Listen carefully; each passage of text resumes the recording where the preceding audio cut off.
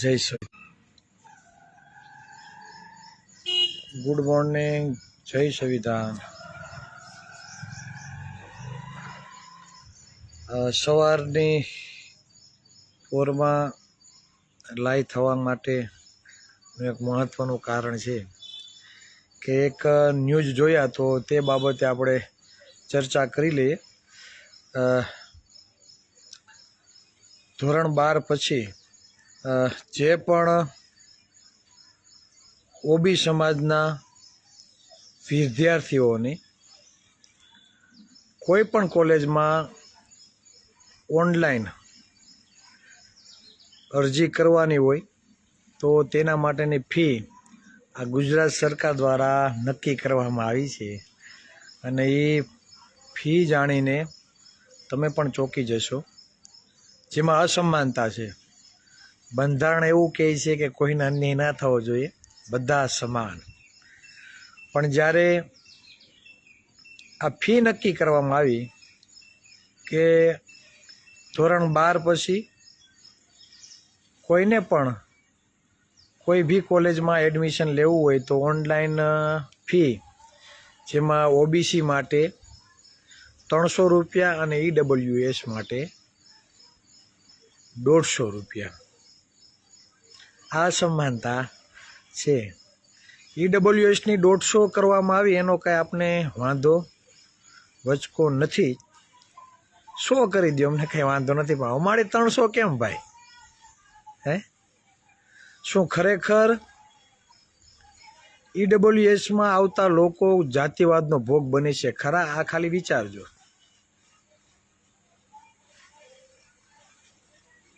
તો નહીં બનતા હોય, આર્થિક રીતે સદ્ધર નહીં હોય, પણ જાતિવાદનો ભોગ ખરેખર નહીં બનતા હોય, આ વિચારજો તમે।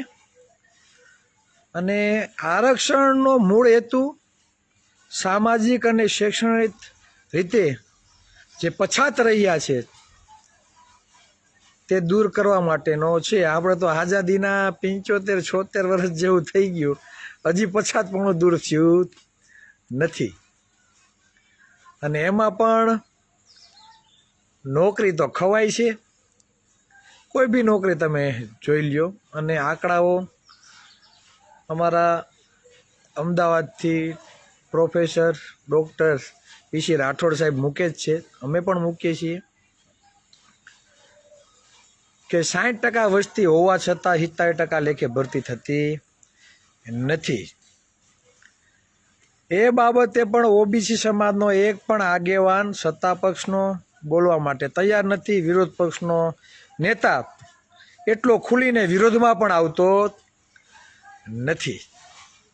આ વાસ્તવિકતા છે, એ સ્વીકારવી પડે। નોકરી તો ખવાય છે, હવે ફ્રીમાં પણ અન્યાય થઈ રહ્યો છે તો તેના માટે અવાજ કોણ ઉઠાવશે? ઓબીસી સમાજમાંથી આવતા ભાજપના ગુજરાત અધ્યક્ષ જગદીશ વિશ્વકર્માને કહેવા માગું કે ભાઈ, કાન આંખ આ બધું છે તો ખોરી ને। ગેનીબેન વિરુદ્ધ, મહિલા વિરુદ્ધ બણગા ફેંકવાનું બહુ તમને મજા આવે છે। આ ઓબી સમાજના વિદ્યાર્થીઓને જે અન્યાય થાય છે તેના વિશે પણ 2 શબ્દ બોલજો, કે પછી તમારા મોવડી મંડળ, તમારી ઉપર જે બેઠેલા તમારા જે શેઠ છે, તમારા જે માલિક છે, તેની સામે તમે અવાજ નહીં ઉઠાવી શકો। ગુલામ ક્યારેય પોતાના માલિક સામે અવાજ ઉઠાવી શકે નહીં। આ વાત ઓબીસી સમાજના દરેક વ્યક્તિને, આહિર, ભરવાડ, રબારી, મિસ્ત્રી, હુઈ, હુતાર, કોળી, ઠાકોર, કોળી, પટેલ, સથવારા, પ્રજાપતિ, ચૌધરી, ઓબી સમાજની 146 જ્ઞાતિઓ છે, તે બધાએ આ મગજમાં ઉતારી લેવાની જરૂર છે કે ગુલામ ક્યારેય પોતાના માલિક સામે અવાજ ઉઠાવી શકે નહીં। એટલે જ્યારે તમારી નોકરીઓ ખવાય છે,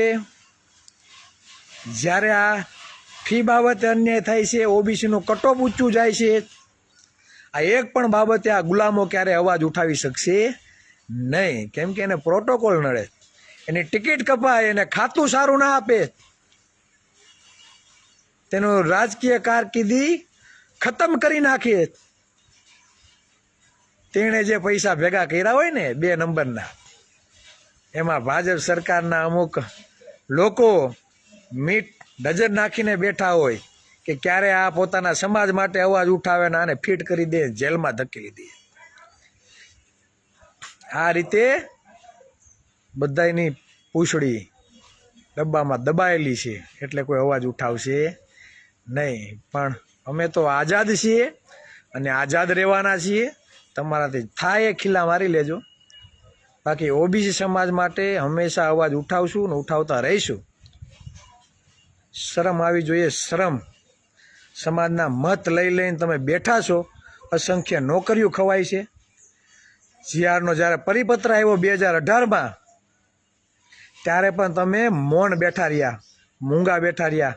ઓબીસી એસસી એસટી સમાજની દીકરીઓ 72 દિવસ લઈ ગાંધીનગર ઉપર ધરણા કર્યા હતા. અમે ભૂલ્યા નથી, કદાચ તમે ભૂલી ગયા છો. આ પરિપત્રો બને છે તો તમે હું વિધાનસભામાં મંજીરા વગાડવા જાઓ છો? શરમ આવી જોઈએ, શરમ. છેવાડાના વ્યક્તિને ખબર નથી કે એની સાથે શું અન્યાય થાય છે ને, બાળકોની નોકરીઓ કઈ રીતે ખવાય છે, શિક્ષણ આરોગ્ય નથી મળતું. MBBSમાં જવું હોય અત્યારે 1 કરોડ રૂપિયો જોઈએ, કોની પાસે છે? અવસર તો મળતો નથી સરકાર દ્વારા, અને ઉપરથી પાછા આવા ગતકડા.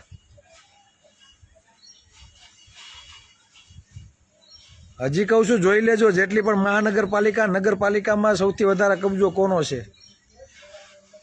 આ જ લોકો પ્રાઇવેટ કંપની બનાવીને બેઠા છે અને પોતાના ચોક્કસ સમુદાય માટે પૈસા વાપરીને વિકાસ કરે. એમને અવસર મળે ને તમારા બાળકોનું શું? મૌખિક ઇન્ટરવ્યૂમાં અન્યાય થાય, બરોબર આવતા રહે, સકડો રિક્ષા કીકો આપવા મળશે, કોકના ભાગ્યા રાખવા મળશે, 10, 15, 20 હજારમાં ક્યાંક પ્રાઇવેટમાં નોકરી કરશે. એટલે ઓબીસી સમાજના પરિવારો આ માટે પોતાના બાળકોને ઉછેર કરે છે, પોતાના બાળકોને શિક્ષણ આપે છે. આ દિવસો જોવા માટે તમે કરો છો. જાગૃત થાવ, પોતાના મતની કિંમત સમજો.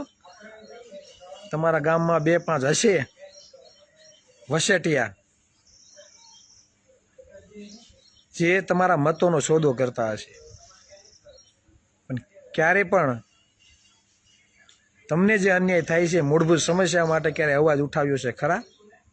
તો કે નહીં. એટલે આ વાસ્તવિકતા છે, અને આ જ બાબત તમારી સમક્ષ લાવવા માટે આજે સવારની પોરમાં હું લાઈવ થયો છું. એટલે વાત સાચી લાગતી હોય તો અન્ય લોકો સુધી પહોંચાડજો, ખાસ કરીને જગદીશ વિશ્વકર્મા સુધી, બરાબર ને? કેમ કે એને બફાટ કરવાનો બહુ શોખ છે, એટલે જે બફાટ કર્યો છે તેના જવાબ સ્વરૂપે આ એક વિડીયો પણ તમે મોકલી આવજો. અને જેને ગુલામીનો અહેસાસ કરાવવો હોય તો એવા ઓબીસીના નેતાઓને પણ મોકલજો કે તમે વાસ્તવિક રીતે તમે પાર્ટીઓના ગુલામ છો, એટલે તમે સમાજ માટે કોઈ પણ જાતનો અવાજ ઉઠાવી શકશો નહીં, બરાબર? કેમ કે તમારી પૂંછડી બધાની દબાયેલી છે અને ગળામાં પાર્ટીનો પટ્ટો છે, બરાબર? શેનો પટ્ટો છે એ મારે તમને કહેવાની જરૂર નથી. બસ વધારે વાત નહીં કહેતા. જય સંવિધાન, જય ભારત. ફરી મળીશું.